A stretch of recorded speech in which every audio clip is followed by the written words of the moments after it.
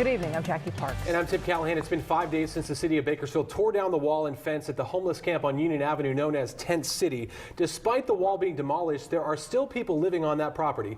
And 23 ABC's Grecia Aguilar in our live center tonight with where residents go from here. Grecia.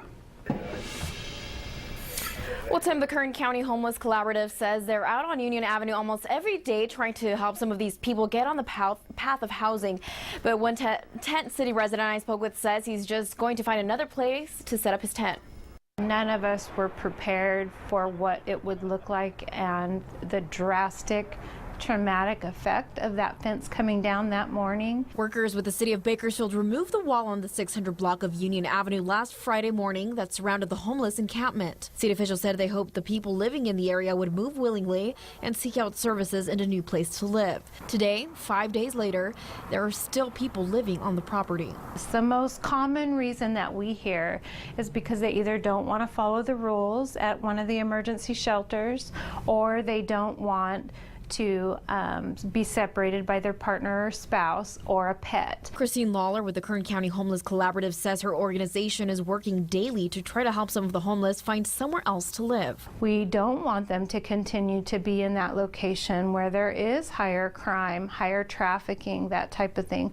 We would like to see them in a shelter where they can be safe and working day to day on life skills and job experience. But that's not an option for some. A man who did not want to be identified has been living in Tent City for 6 months. I mean, I don't want to be right here where everybody's feeling pity party for me. He says Tent City was the only place he could live happily without being an inconvenience. Because I ain't gonna lie, as long as I can find a little, like I said, a crack to fall into, where I'm not a burden on nobody, where I'm not an eyesore to somebody, I'll be happy. And even though the property's barrier has been removed, he says he plans on staying there for as long as he can. The city does come and decide to No, they will. kick you guys out. They will. What are your plans next?